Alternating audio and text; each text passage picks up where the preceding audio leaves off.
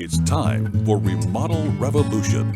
And now, an award-winning contractor with over 40 years experience. Here is Alex Guthrie. Welcome to another episode of Remodel Revolution. We're coming to you from the world headquarters of Remodel Revolution, deep in the heart of the great state of Texas. I'm Alex Guthrie. I'm your host. So glad to be with you today. So glad you're here with us.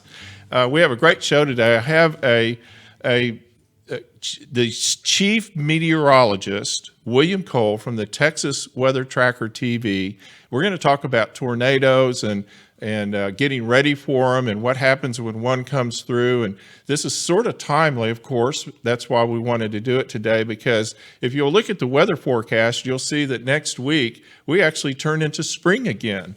Although our winter was only about 3 days long, we're going to actually, our temperatures are going to kind of go up, and we're still going to have some fronts coming through. So it really is kind of turning into our first tornado season of the year. Our second one, of course, will be next fall, as usual.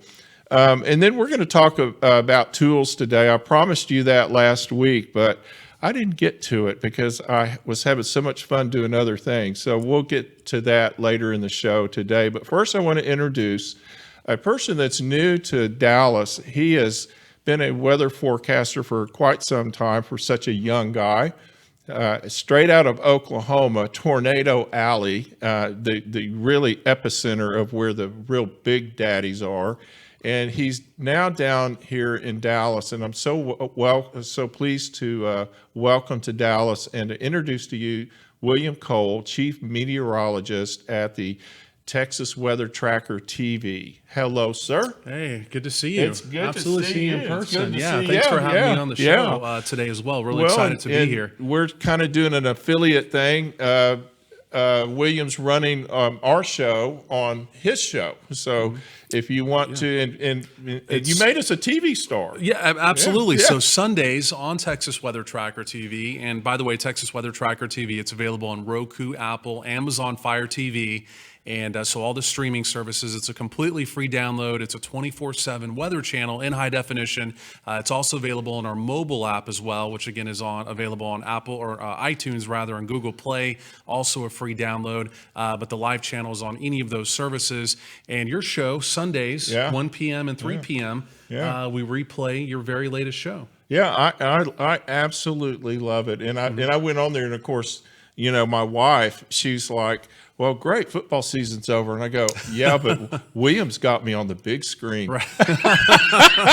Exactly. And she goes, oh, please. If you want to get rid of you want the living room to yourself, right? I mean, it used to be football. Well, now just put your own picture up there. So one of the things I wanted to talk to William about today is, and we all need to have a really good discussion about, is preparing for the tornado season and getting ready for it. So what are your long-term projections for weather patterns right now? Well, you know, I've always been an advocate of, if you make a long-range forecast, there's 80% chance you're going to be wrong. But especially around here. But I can tell you, no, especially around here, especially in the Southern Plains, Texas, Oklahoma for sure. But what I can tell you is, I mean, just kind of looking at some of the latest data as we're getting closer to spring now, you know, looking at stuff 30, 60, maybe 90 days out, it appears to be there's some similarities to 2010, 2011, even 2012. And those years here, at least in the Southern Plains, were a little more active. So we'll see if that kind of translates into a 2020 and again, see if we're a little more active as well. But even heading into March, I mean, the latest data shows it's going to be a fairly warm start to March. And again, as you know, temperatures begin to moderate, become a little bit warmer.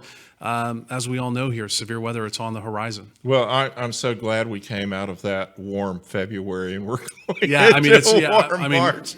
Saying a warm March, I mean, it's almost been an entirely warm winter, right? Exactly. But temperatures in March, truly as we head in, the way it looks right now, we are definitely starting above normal. And again, even this upcoming week, talking about Monday and Tuesday, maybe even an opportunity of some storms, potentially even some severe weather. Yeah. So you know what they say about March, if it comes in like a lion, out like a lamb, and we'll see if that holds true this year as well. It seems to me, having been born and raised here in North Texas, it seems like the last few years have been pretty mild. We haven't really had a hard. Now, when I was a kid growing up, back when I was a kid, I had to walk 4 feet in 4 feet of snow to get to. No, none of that, Grandpa.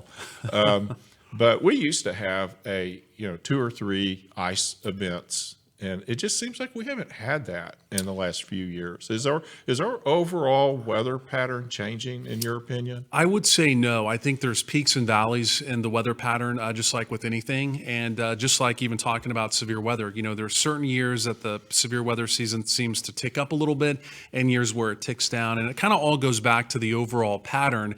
And we've been in a little bit more of a lull, even as far as severe weather goes. But, again, kind of looking at that long range forecast, there are some similarities this year where it may be a little bit more active, again, as far as the severe weather goes. Well, so let's talk a little bit about it. So we have basically 2 things that are going to happen around here at this time of year.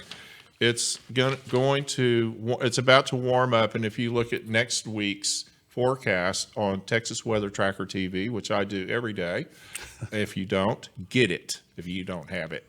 The temperature is going to average out really more normal, up in the kind of mid 60s, and that's a strong. Obviously, that's an indication of a seasonal change, which is pretty normal as far as I can tell. But we have basically a couple of things. We'll either have a whole lot of rain, which we've already had. All our lakes are full in North Texas, which means flooding.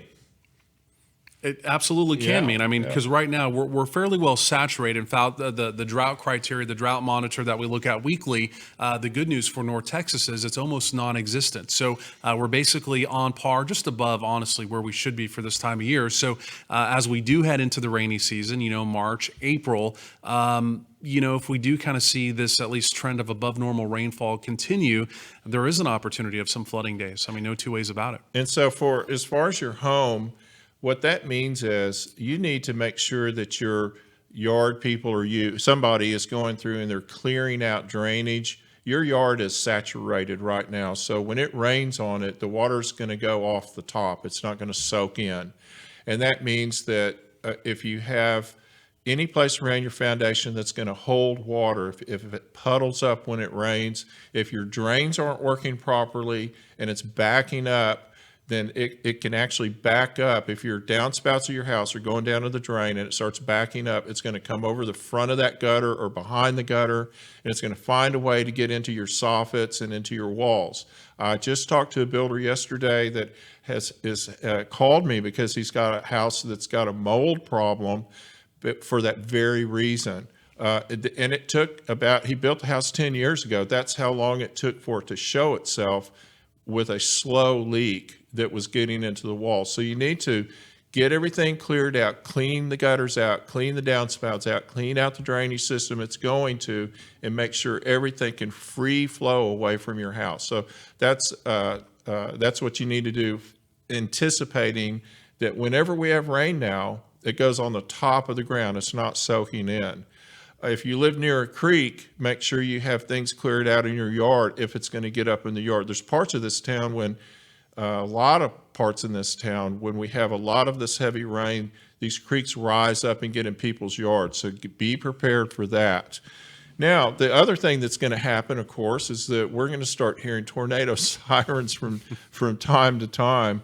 And I wanted to have William talk to us about sort of what do those warnings mean, and how do we need to react to them when we hear them? Because, you get kind of lulled into a false sense of security. You hear all these warnings, they go off, nothing happens. Right. So you go, well, this time I'll just go out on the front porch and look for it. That's all too common. And in fact, back in Oklahoma, we used to joke about that when there was a warning. And in all seriousness, I mean, we would joke about it tongue in cheek, but we would say, hey, now is not the time to be out on your porch looking to see what's coming. Now's the time to be taking shelter. But the main warnings that really you need to know as we head into spring, at least as far as severe weather goes, one is a severe thunderstorm warning. The other is a tornado warning. Severe thunderstorm warning essentially means hail larger than an inch, larger than quarters, or potentially winds over 60 miles per hour. A tornado warning means a tornado is possible. It doesn't mean there's a confirmed tornado on the ground. It doesn't necessarily even mean a tornado will happen, but there's at least indications on radar, or there's a spotter in the field reporting some type of a funnel cloud, and the threat of tornadic activity, at least with that storm, would be there. And sometimes they can just drop out. I mean, you don't know it's coming. They can. I mean, and that's one of the things, especially in the southern plains, the weather here is just so different than, I mean, you could almost say anywhere else in the world as far as severe weather goes, because we have something here called supercells. And there's other parts of the country where they get kind of these quasi supercells, but a lot of times it's kind of a line of storms where we get the actual supercells here. And again, supercells can go from just producing hail and wind to an imminent tornado threat in literally a matter of minutes. And I mean, we've tracked these things live on the air where we're talking about golf ball size hail, which, yes, that's damaging and that's concerning. But in a matter of 2-3 minutes, we're seeing with our storm trackers live in the field, here comes a wall cloud, and well, here comes potentially even a funnel cloud as well. I remember my mom mad at my dad for years because in 1957, when we had the big 1957 tornado that went through Dallas, he decided to take the kids out to watch it. He didn't score any points there. Mama wasn't happy about that. Probably not, but at least it made for a good story. You know what I mean? Other than that, right? What is the biggest damage caused by a tornado? Now, a tornado will come and now I'm dealing now with houses in North Dallas that were hit by our recent tornado, and people are learning an awful lot about from their insurance companies, really. But a tornado will lift and twist, and it'll do that to your roof. It will. So roof typically is one of the first things that we see kind of go in a tornado. So even if we're talking about a weaker tornado, F0, F1 type tornado, again, a roof being lifted, shingles coming off, those a lot of times are the telltale signs. But the other thing is within the tornado, as it gets debris, whether it's branches, whether it's bricks, whatever it is, that also has a strong impact on, again, if we're talking about a house, the exterior of the home as well. And so that can cause some deep impact issues as well. Again, that's kind of what the weaker tornado, obviously, as you get into the stronger tornadoes, like you said, it can actually lift and pull, I mean, directly off the foundation. Is there like an average size tornado? There's really not an average, but in the southern plains, even though, you know, a lot of the video and on TV, a lot of the times we look at, you know, the larger EF4, EF5, these monsters, those are fairly rare. And in fact, even here in North Texas, our typical type tornado is an F0 and F1. Now, yes, those can do damage.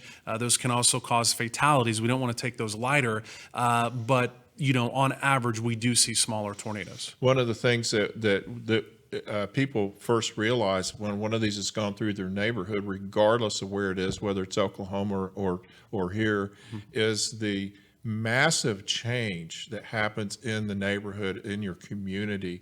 It is stunning. We're dealing with that right now in North Dallas, where people are well, I think the tornado was in October. It was in October. And there's still blue tarps. There's still a lot of work that hasn't started because there's a process that has to happen.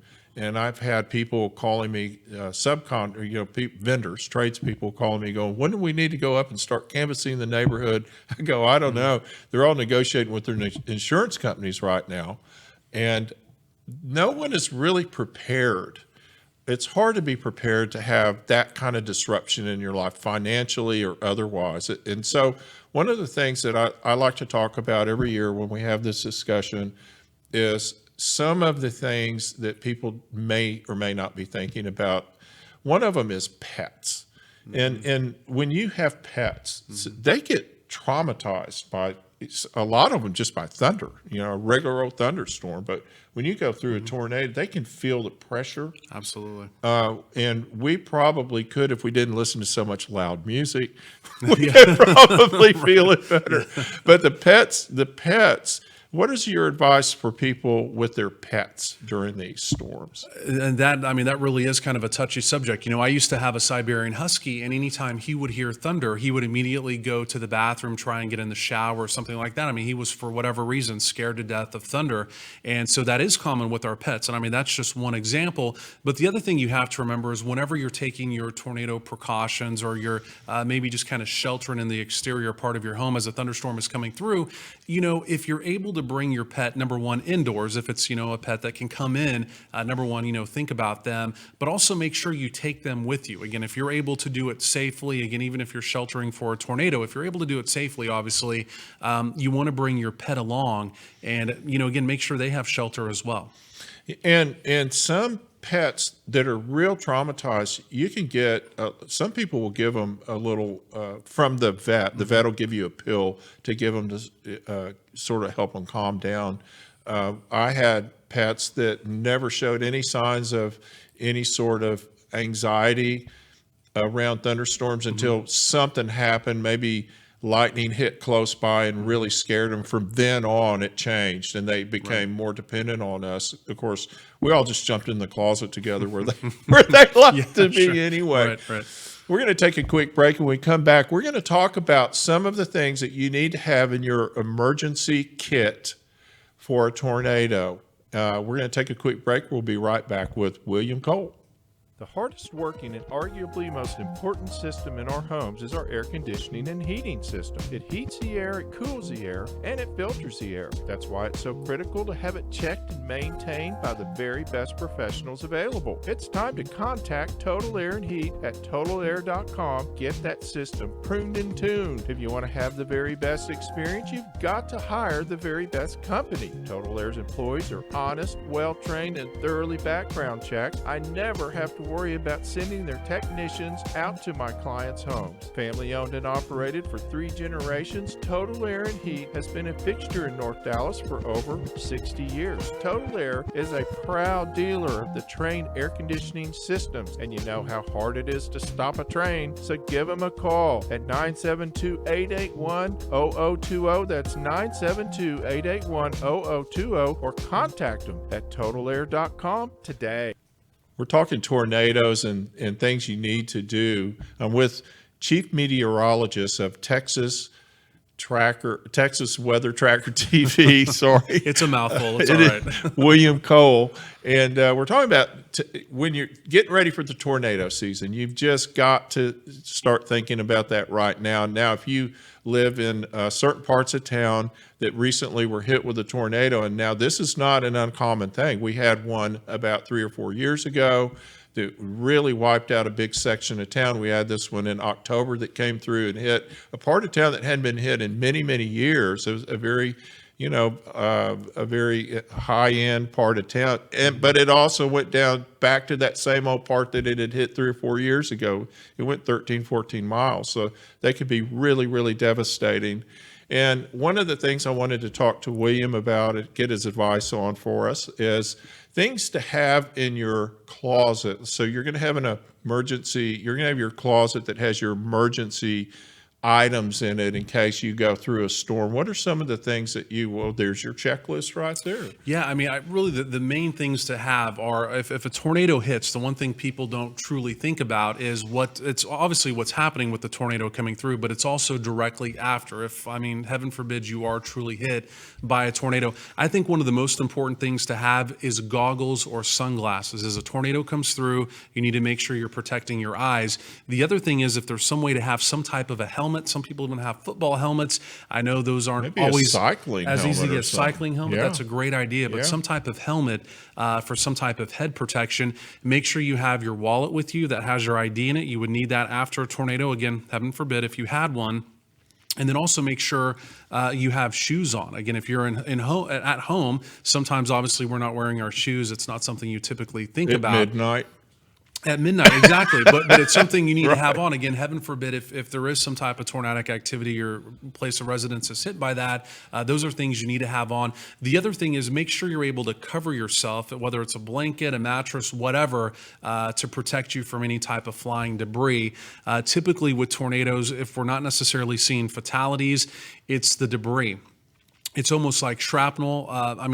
You almost hate to talk about it, but the injuries with tornadoes, they can be pretty intense. And again, it's because of the flying debris at such high speeds that, again, if you're able to protect yourself from those types of things, those are what you need to think about in that situation. So one of the things that when we talk to people that have been through a tornado, even direct hits, they'll say, I heard a whole bunch of rumble, heard a whole bunch of noise, and in about 30 seconds it was over. Mm-hmm. And I went outside and it's gone. Everything's gone. No more neighbors, no more, I was really lucky to get through it, whatever. So one of the reasons they survived, it's where they were in their house. And where is it that you recommend someone shield themselves or shelter from a tornado inside the house? Number one, I mean, a safe room. And now not everyone has a safe room, right? So if you do have a safe room, obviously that's choice number one. Again, most people truly don't have safe rooms, but in an interior part of your home, whether it's a closet, a bathroom, the interior most part of the home, and no windows. You don't want any windows in there at all. And if you, and there's a reason for this, because like William was saying, there's flying debris. And a 2x4 going 100 miles an hour can go right through a wall, and they do. Actually, I lived through the Lancaster 1994 tornado in Lancaster, Texas. It wiped out a big part of the town. And one of the things I remember, I was down on the town square, and I was doing volunteer cleanup, and there's this big, beautiful Victorian house, and it had about 20 2x4s sticking out of the wall on the second floor. Just like someone had taken darts and thrown them at the house. It's like little projectiles. It's unbelievable. Unbelievable. And so your house is really, most houses aren't built to withstand that. If you have a masonry exterior, you're in better shape than most, but a lot of houses don't. And so you have to be prepared for that. So you want to be on an interior closet to help, put as many walls between you and the outside as you can. One of the things that happens after a tornado is you get out, you're kind of wandering around, but here's what happens. Power lines are down. Gas lines are busted. Water lines there's all kinds of stuff going on out there. So what is your advice, William, for people that when they first step out of that closet after that tornado's gone through? It's really, get your bearings, number one. Again, if there has been tornadic activity there, again, kind of gauge your surroundings as to what's going on. But literally, just like you said, there could be power lines down, there could be trees that are down, there could be a tree that's about to come down, it's teetering. So you really have to get your bearings straight first, kind of assess the situation. Again, a lot of the power lines, if they are down, some of them are still charged. So that's really concern number one. And again, from there, just kind of even get out of your house, because again, you don't know how sturdy that is, or wherever you are, again, how sturdy that is, and to just kind of get outside, get your bearings straight, and then from there, you just kind of have to move forward. There's no easy plan when it comes to that. To be honest, there's really not. And it's safety first. It's safety first. So don't, if you have any idea, if you have any suspicion that there's a power line down and it's hot, obviously if you see it sparking or something, just don't get near it, because it's charging the ground. I was on a construction site, and I was actually a carpenter at this point. I was a young dude like you, and I was it had been raining, and back then, we're building a house and it's all muddy. It's all muddy and it's all wet mud, and we have a plug-in that's got about 10 power cords plugged in it, right? And it's buried down in the mud because we'd all been walking on it. And I'm standing there working, and all of a sudden my legs are shaking. I didn't really feel a whole lot, but I looked down and I was sitting there on that hot box, and that current was just enough current. And of course, they were all throwing Coke cans at me because I looked so funny. Right. But the electricity goes through the ground. It'll get you. And a big thing is gas. And one of the things I talk to people about constantly, and I know if you've watched my show for long, you've probably heard me talk about this, but I really feel it's important. I can't stress it enough. In your home right now, before any of this happens, you need to go and learn how to turn the gas supply off to your house. How do you turn the meter off? How do you turn the water meter off? Go get a meter key. In our next segment, we're going to talk about tools to have around the house. This is one of the things we're going to talk about. But you need to know where to turn the electricity off, turn the gas off, turn the water off. Because trust me, after a tornado comes through, if you have a lot of damage, there are not going to be people to call. These are going to be things that you need to know. You should know anyway, but a lot of people don't. And so you need to be able to handle some of these things in an emergency. So we're going to take a quick break. And when we come back, we're going to talk about tools and things like that. And William, I really appreciate you coming in. It's been Absolutely. so It's much been a pleasure. fun. It's Absolutely. been Thank great. you. We need to do this more often. Absolutely. And I hope you have a great day. I'm so happy to have you in Dallas. And Appreciate so the invite in, and excited to have your show on the channel I'm on Sundays. so Again, 1 glad to p.m. be and there. 3 p.m. Yeah. Remodel Revolution. Yeah, So thank you excited to so have it. much. We'll be right back. Sometimes it's a question of do I call or don't I call the foundation repair company? Well, what if I tell you that I know a foundation repair company that will tell you if you don't need foundation repair? That's right. Hargrave and Hargrave Foundation Repair has been in business for over 50 years, and they know the difference. One of the last family-owned foundation repair businesses in North Texas. Not only are they honest, they know what causes your foundation to move, and they know how to fix it. Don't be duped by fly-by-night foundation companies that provide shortcuts and messy fixes. Call Hargrave and Hargrave Foundation Repair at 972-442-3415. At the first sign of trouble, Hargrave uses the Chance helical pier system exclusively because it's the highest quality, most reliable helical pier money can buy. 972-442-3415 or contact them at hargravefoundation.com. I was doing some research for the show today, and one of the places that I like to go, I like to look at Houzz. And if you're not familiar with Houzz, it's HOUZZ.com. And Houzz is a fantastic resource for designers, contractors, and homeowners. They've got millions of pictures of projects. Always send people there if they're trying to figure out finishes and things that they want to do. And I use it as a resource constantly because a lot of times my clients ask me how I think something should be done. And I'm not a designer or architect. So a lot of times I'll go to some place like Houzz and I'll just look through their pictures, and like you can just kind of key in what you're looking for. And one of the things that they had up there today was a story about the positive outlook that people are having in the trades towards the 2020, or it's a 2020 outlook. And I know that we talked a little bit last week about scheduling, and this was sort of as a follow-up with that because I found this to be an interesting article. It says remodelers, design build firms, and architects maintain generally positive outlooks for 2020, according to a 2020 Houzz survey. More than half of the residential renovation and design companies with Houzz profiles predicted that it would be a good or very good year. Now, that's what I've been predicting as well, and I'm just basing that on my phone calls that I'm getting. I'm getting a lot of calls from people wanting to do projects that I haven't been getting for the last few years. And let me explain what I mean by that. I believe that there's a psychological mood. There's a mood that we have. I can kind of judge the mood of how people are feeling about the economy and their future. So there's, after a recession or during a recession, usually during a recession, people will call us really with projects that they just need to do. It's something that has to be done.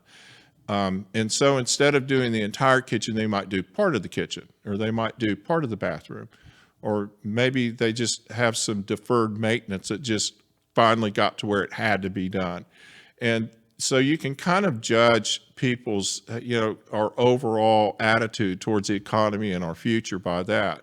And then we'll go through a different period when we have a strong economy, things are looking really good, and then they want to kind of do their dream projects. So that's when they feel good about the future.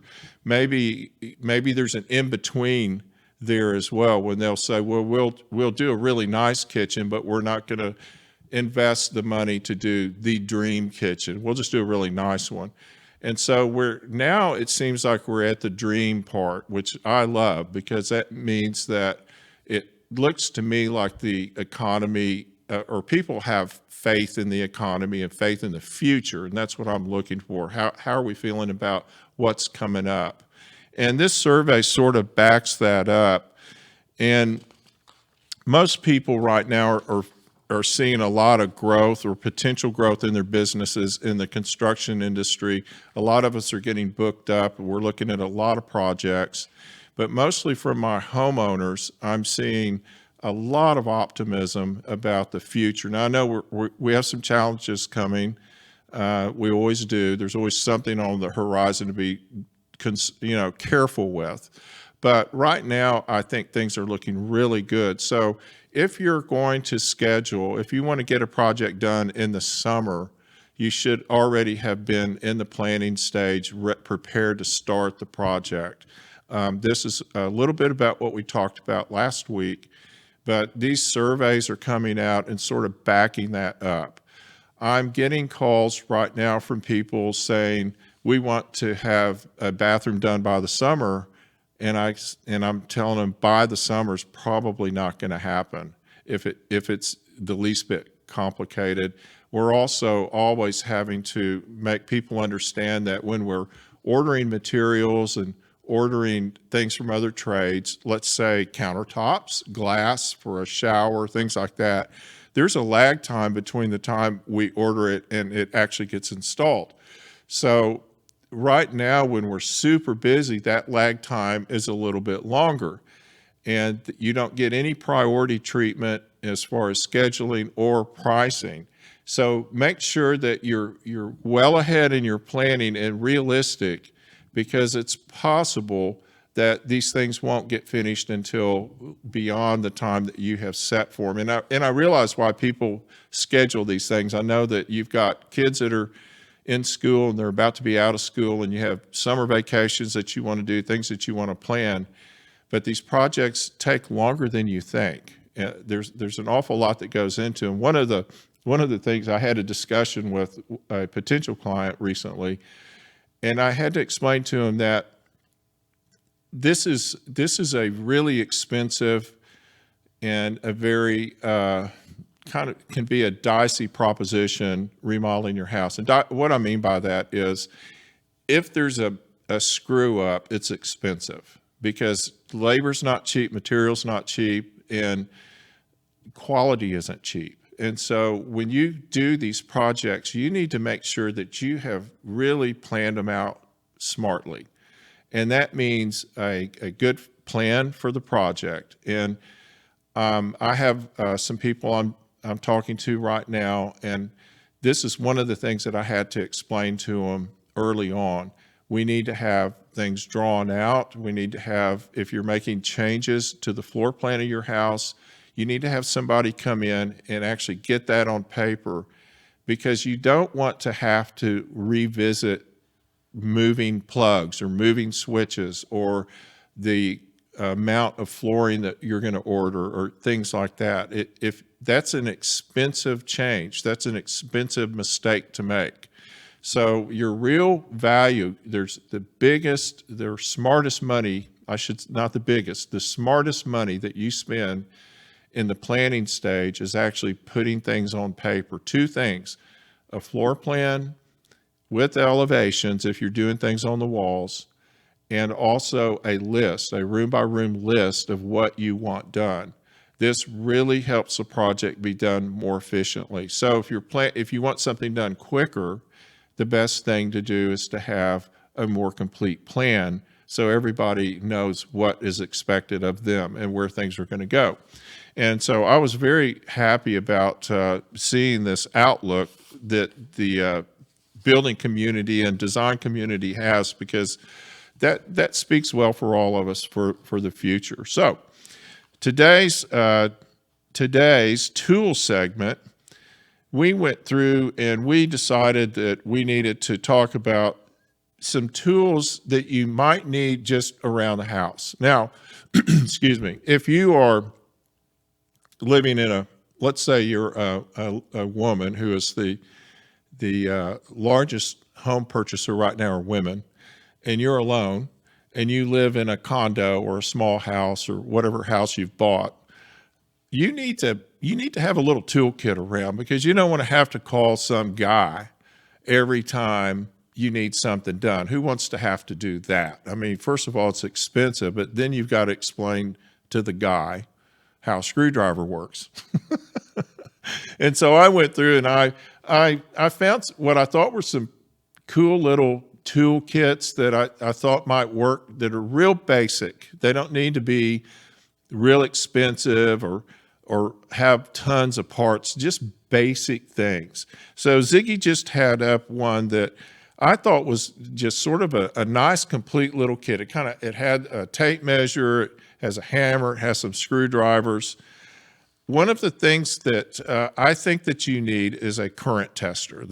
And one of the reasons for that is this is a cool little tool that you basically stick in right there. You can see a little end to it. You just poke the end of it into a socket, and it'll make a little noise, a little clicky noise, and it'll tell you if that socket is energized. You can also hold it up next to a switch, and it'll tell you if it's energized. And of course, what I mean by energized, it has a current coming to it. So if you're having to do some repair work, or you have something not working quite right, maybe a switch, they sometimes will stop working. If you have dimmers in your house, dimmers go out occasionally. If you have a GFI, that's the little plug that has the little button on it that should be near a sink or in a bathroom. Those GFIs from time to time will go out and you have to replace them. So having something like a current tester there to just find out if there's actually electricity going to it, it just helps you know. The next thing I had on my list was a water meter key. Now, I just talked about this a few minutes ago with William, but a water meter key, you just have to have. Now, this key is interesting because what they'll do is one end of it has a little hook that'll unlock the meter out in your yard. There's a water meter and it's got a lid on it. So you need to stick one end of this in and pull the lid up. And then the other end will go around the little valve that turns the water on and off, and you can turn the water on and off. You can also use this same tool for your gas meter, which also has a little deal on it, a little valve on it that you'll turn with a wrench. And so let me tell you something about the on and off of the gas. The gas meter has a little valve on it that looks like it has a hole in it where you can put a lock, like a lock you'd put on a bicycle or a fence. Those two holes line up, then that thing is off. So when the two holes don't line up and it's the hole on the meter, on the valve is in line with the pipe, then it's on. That's how you know your gas is on. These are things that you need to know if you're going to be a homeowner. Where is your water meter and how to turn it off? Now, some builders now put a little valve box up by the house. It might be in your front flower bed or rear flower bed. It'll be in line with the water meter where you can lift the lid up and turn a valve and actually turn the water off there. Some builders are now putting those valves inside the house, which is the smartest thing to do. And they're just a little lever that you pull to turn the water on and off. Find out where that is on your property and understand how to turn that on and off in case you need to, or if you need to tell someone else. I was recently working on a house and there were actually 2 water meters and we couldn't figure out how to turn the water off to the house. And so we actually found the valve inside the house that the builder had been smart enough to put in there. And that's how we got the water off. We were able to work on the house without turning the meter off. So I also have had houses that the meters in the alley didn't work, where we tried to turn them off and they wouldn't turn off. Meters wear out. Anything mechanical can wear out. And so these are things that you need to know, because if you have a water leak in your house or you have something bust loose, it's blowing water everywhere, if you can't turn the water off, you can get in some serious trouble, and these things happen. Another thing, a few little items that I thought are necessary to have in your toolbox. One is channel lock pliers. And channel locks are important because They can adjust from various widths. They're easy to use because they've got a long handle, and you can get a lot of leverage with them because of the long handle. So channel locks are important. And needle nose pliers. Have a pair of needle nose pliers in your toolbox. Needle nose pliers, for those of us that work with our hands, they're like a multi-tool for a lot of things. They can get into places that normal pliers can't get into, and they can cut wire. They'll all have wire cutters on them. And then, of course, just regular old pliers. Have a pair of regular old pliers because, you know, you can open jars with them. So make sure you've got regular pliers and a good hammer. Get a hammer that you can get as fancy as you want with a hammer, but I would just get a regular old hammer. Nothing fancy, just one that is functional. And a tape measure. Now, a couple of weeks ago, we had a discussion about doing a laser measure instead of a tape measure. But to be honest with you, a tape measure will never break. Then the batteries won't run out on it. So you don't need a big one. You know, a 12, 16 foot tape measure, they're a couple of bucks. They're not expensive. Some places give them away. But get that tape measure in your toolbox, because the next item I'm going to talk about is something a lot of people really need around the house, and that is a small level. And a small level can be, they make them 6 inches, 8 inches, they make them 12 inches, 18 inches, make them all the way as long as 8 feet. But you just need a small one that'll fit. And why do you need that? Well, you need that for things like hanging pictures. You know, there's certain things that you do around the house that you want a little level to help you make sure everything's lined up the way you want it, or the line is straight or whatever. But a little level is a real essential. And then for everybody needs to have in their toolbox a flashlight, because when you get to be over 50, you need the flashlight, and maybe even a magnifying glass as well. But the flashlight, because a lot of times you just can't see what you're trying to do. So flashlight. Now, most of my friends have the flashlight that goes on the little band around your head. Those things are fantastic. All of the tradesmen have them. And I'll tell you right now, it's incredible what you can get with all of these little tools. So go look for a toolbox that has these items, some basic items. They're not very expensive. They're easy to find. Be careful when you buy tools, because there's a lot of tools on the market where you can buy a big box that's got 250 things in it, and it's only $50. Well, I will guarantee you that that is cheap, soft metal on those tools. They just don't last long. Sometimes, depending on what you're doing, let's say you're trying to use a Phillips head screwdriver. If that's cheap, soft steel on that Phillips head tip, it's going to strip out. You're going to regret buying it. Buy good quality tools. Made in the USA, I'm telling you, there is a huge difference in made in the USA tools. And so my recommendation is that you get really good quality stuff. And these are lifetime things. These are not things that you just use once and they go away. So get good tools.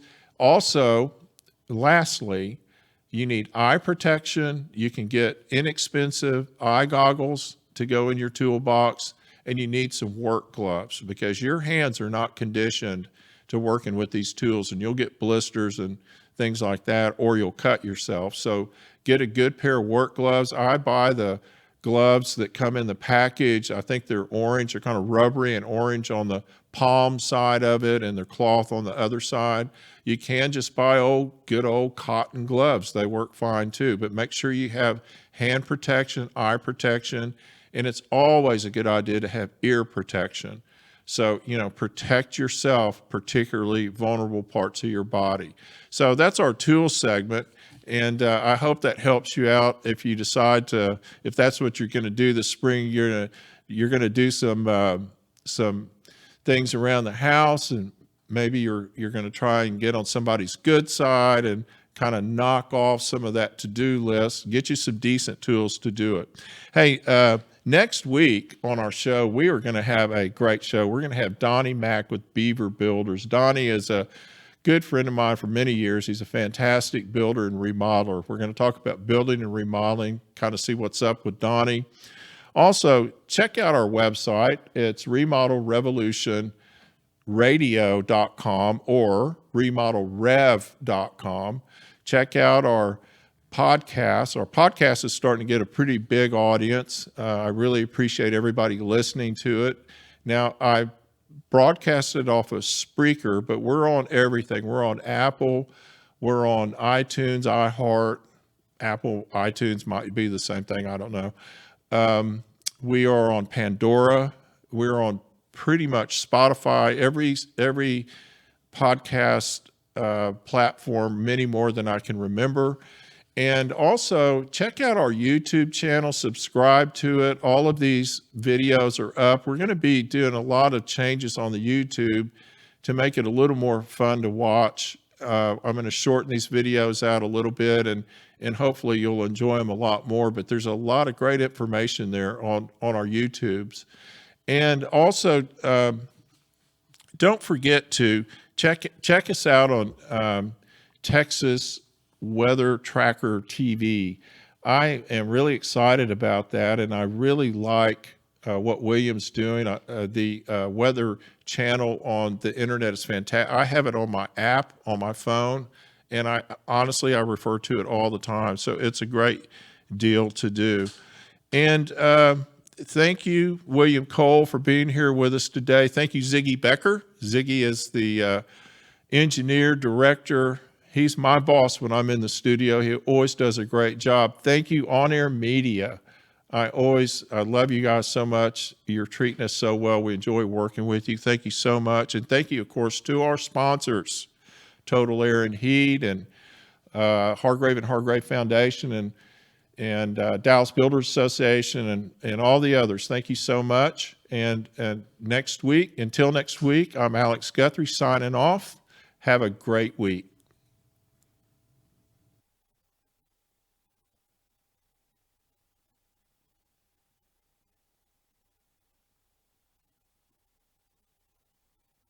The views and opinions of this program are for educational and entertainment purposes only and are not intended to replace the recommendations of a hired professional. You can catch Remodel Revolution anytime. Follow the show on the website, remodelrevolutionradio.com, or on social media, Facebook, Instagram, and Pinterest, using the handle at Remodel Revolution Radio. You can always listen to the show on iTunes, Spotify, Google Play, and TuneIn, and watch the show anytime on YouTube.